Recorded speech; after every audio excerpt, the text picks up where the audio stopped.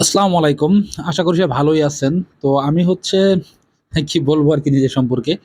কিছুদিন যাবত হচ্ছে ভিডিও কোনো টাইম মেইনটেইন করে আমি ভিডিও আপলোড করি নাই। যার কারণে আমার বেশ কিছু ভিডিও আমার আগে থেকেই শুট করা ছিল যেগুলো আপনাদের মাঝে আর আনতে পারি নাই। যদিও ভিডিওগুলা দেরি করে আনতেছি, তারপরেও আনতেছি তো ভিডিওগুলা, এটাই সর্বোপরি কথা।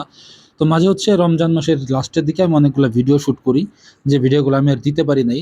রমজানের লাস্টের ১০ দিন প্রচণ্ড গরম ছিল।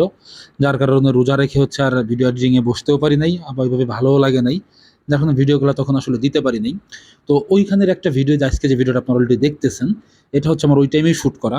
দেখতেই পারতেছেন যে আমাদের এলাকায় প্রচুর পরিমাণে পেঁয়াজ হইছিল এই বছর। তো আমি চিন্তা করছিলাম যে পেঁয়াজ নিয়ে হচ্ছে একটা সুন্দর একটা প্রতিবেদন বানাবো। তো সেটা সময়ের অভাবে আর করা হয় নাই। শুধুমাত্র ভিডিও ফুটেজগুলো ছিল ড্রোন ফুটেজগুলা ছিল। দেন এর বাইরে হচ্ছে আমি কোনো ভিডিও এভাবে শুট করতে পারি নাই। যার কারণ হচ্ছে ভিডিওটা আর ওইভাবে পরিপূর্ণ ভিডিও আনতেও পারি নাই। তো যাই হোক, যেহেতু মনে করেন যে অনেকটা সময় চলে গেছে, তারপরে ভিডিওটা আজকে আমি আপনাদের দেখানোর চেষ্টা করতেছি। মাশাআল্লাহ এই বছর আমাদের এলাকায় খুব ভালো পেজের ফলন হইছে। অন্যান্য বছরের তুলনায় এই বছর পেজ অনেকটাই ভালো হইছে। যদিও এই বছর পেজে মোটামুটি আশানুরূপ ভালো দাম পাওয়া যাইতেছে বাজারে।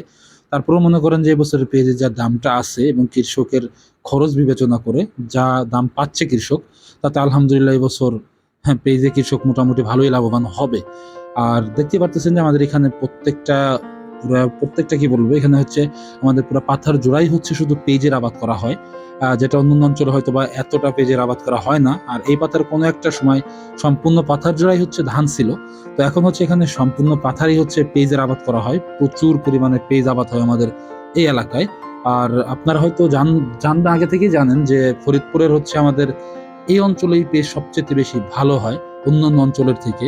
আর আমাদের এলাকার পেজটা অনেকদিন সংরক্ষণও করে রাখা যায়, যেটা আমরা রাখি হরহামেশাই। তো বেশি কথা বলবো না। চলুন আমরা সম্পূর্ণ ভিডিওটা দেখি।